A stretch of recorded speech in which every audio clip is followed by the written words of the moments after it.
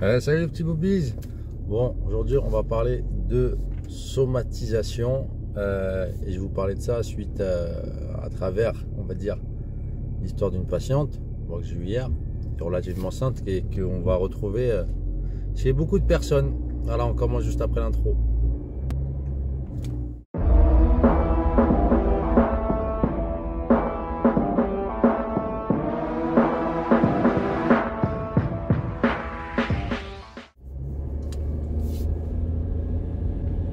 Alors, je vous raconte l'histoire de cette patiente.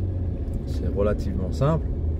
Elle débarque hier au cabinet. Bon, c'est une patiente que j'ai l'habitude de voir. Elle débarque au cabinet pour des douleurs cervicales et un petit peu dorsales. Essentiellement du côté droit. Et en fait, à la base, elle vient même pas pour les douleurs. Elle me dit, j'ai le cou qui craque et ça me dérange. Elle me parle même pas de douleur. Ça la dérange tellement que des fois elle me dit qu'elle a des douleurs, mais je crois qu'elle sait même pas trop en fait. Bref.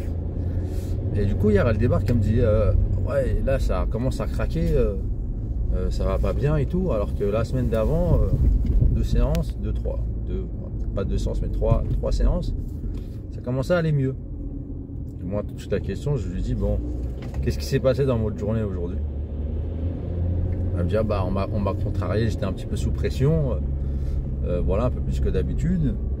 Je lui dis bah voilà, elle est là la cause. C'est ça qui vous a refait chuter entre guillemets hein. C'est pas une rechute, mais bon, c'est vrai que les petites douleurs comme ça au quotidien, c'est un peu embêtant.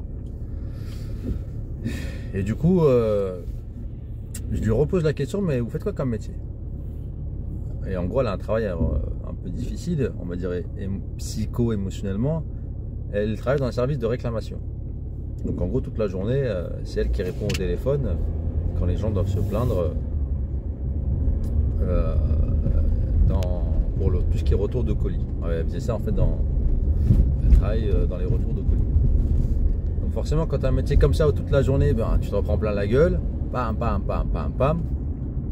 et en fait ça peut déclencher des douleurs parce que ça va stresser ton corps et en fait ton corps il va répondre à ce stress.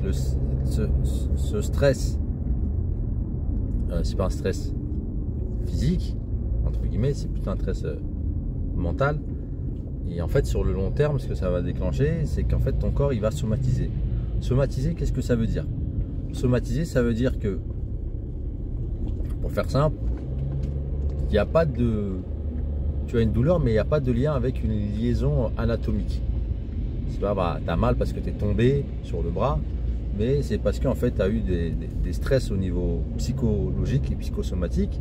Donc ça peut être soit un stress sur une fois, ça peut être généralement c'est des micro-stress répétés tous les jours qui va faire que ton organisme il va déclencher un signal d'alarme. Ce signal d'alarme, ça va être la douleur. Et ça peut être des douleurs, alors c'est pas, en général ça commence petit à petit, des douleurs qui viennent progressivement. Et en fait, le fait de répéter ce stress régulièrement, et ben ça va déclencher des douleurs et souvent les douleurs vont être de plus en plus chroniques. Donc la cause et le contexte dans lequel vous vivez, ça agit énormément sur les douleurs. Donc posez-vous la question par exemple, pourquoi vous êtes tout le temps mal au cervical? Classiquement, je vais vous donner un exemple classique. Personne qui travaille devant un écran, qui a son chef au-dessus qui lui saoule la tête tous les jours. Quand je dis sous la tête, c'est pas au niveau alcool, mais en fait qui lui casse les bonbons quasiment tous les jours. Et elle se dit, j'ai tout le temps mal au cervical, à l'épaule. À mon avis, je pense que c'est parce que je suis tout le temps assis. Alors oui, il y a ce paramètre-là qui va jouer en compte, c'est la personne est sédentaire. Mais s'il y a quelque chose d'autre en plus du stress du patron tous les jours, et ben ça peut déclencher de douleur. Généralement, comment ça va se traduire? Ça va se traduire par les gens qui vont dire quand je suis en vacances, j'ai pas de douleur. J'ai pas de douleur. Et les gens, quand ils reviennent de vacances, des fois 1 ou 2 jours avant, le fait de repenser à tout ça, le travail, le stress, reprendre la vie quotidienne dans leur contexte stressant, c'est inconscient. Hop, votre corps il va déclencher signal d'alarme, la douleur. Donc faites attention dans quel contexte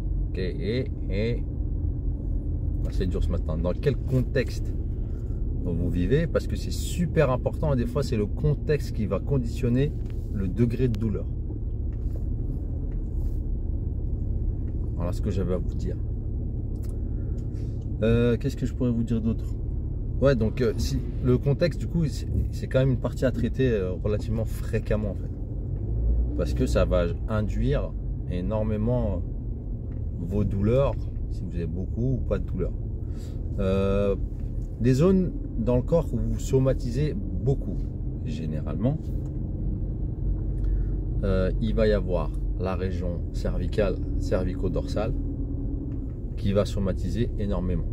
Beaucoup plus par exemple que la région lombaire. Ça arrive quand même, ça somatise un peu les lombaires, mais beaucoup moins. Les douleurs lombaires, c'est quand même beaucoup plus mécanique que psycho-émotionnel. Quelqu'un qui est très stressé, qui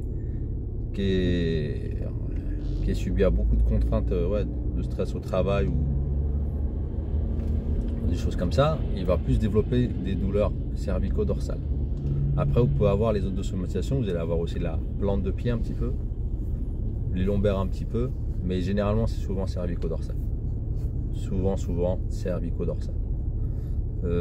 Après, on peut retrouver un petit peu l'épaule, mais ça va. On va retrouver ça sur certaines pathologies un peu particulières, genre des capsulites, parce que des fois vous pouvez déclencher des capsulites et genre il n'y a pas d'effet, il n'y a pas de cause à effet. Vous n'êtes pas tombé, il n'y a pas eu de chirurgie, ce qu'on appelle des capsulites idiopathiques.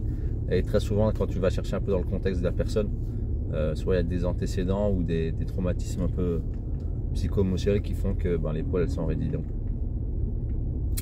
voilà.